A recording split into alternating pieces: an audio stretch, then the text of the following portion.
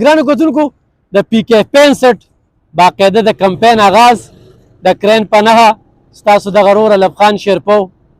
په نش وسایل کې میدان ته راوتلی دي د بشیر کاکا د ځای نه باقاعده د دې پرانیسته کوو او زه به مخکې انشاءالله تاسو ته به ښایو چې دغه خلکه موږ ته څومره اوږې او تږي دي او څومره م خوښوي او انشاءالله په 8مه فروری چې کوم دی نو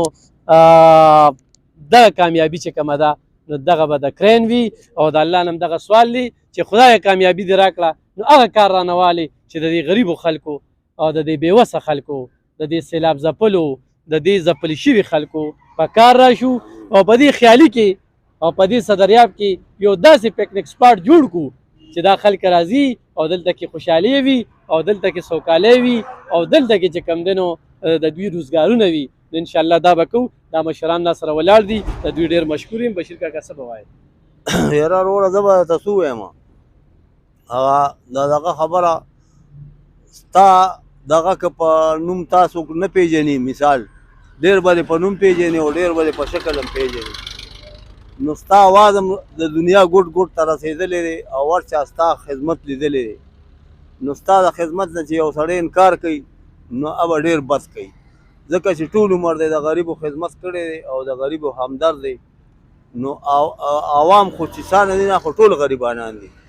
نو او دغه والا چې کوم دي الیکشن والا او ام پی ایګان او ام این ایګان او وزیران او وزیر اعلیګان هغوی خو د دې خلکو دا پروا نه کوي نه دوی له چا ځان را رسولی دی بس هغه ټیم سره به په تقریر باندې ووایي چې زه به دا کوم زه به هغه کوم خو چې کله کار وشي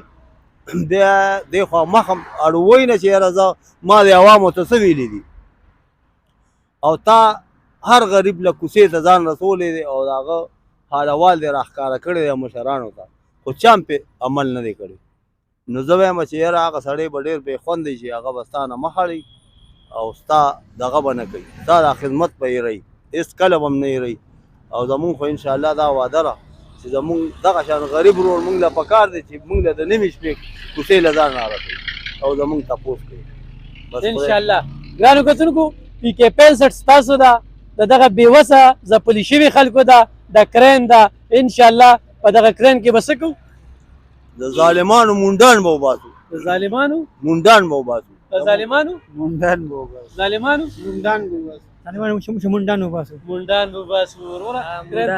کرین ته خو به ټاپه هم که نه یاره انشاءالله ګرانو کتونکو دا ډېر بختور ځای دی بشیر کاکا زما یو ډېر دروند خوږ مشر دی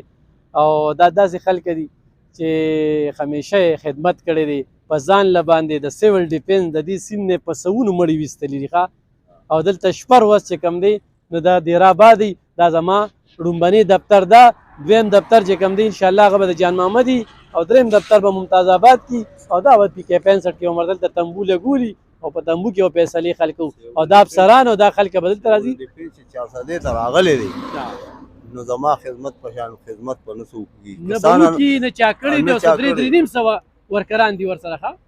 خپل نوسان وسیمې زامن مې ټولو د عوامو خدمت کړی دی بغیر لالچه یو سړی دی 100 روپۍ یاد کړي چې یاره زموږ نه د 100 روپو تمه کړې ده هر څه په خپل مدد سره کړي زموږ سره انشاءالله خدمتي ټیم دی داسې خدمتي خلک دي را سره او دا د کرین باندې به ټاپه وخي او جیت په انشاءالله د کرین وي ستاسو به ډېره مننه خوشحاله او بعد اوس یې زه مخکې اوس زموږ سره ګورئ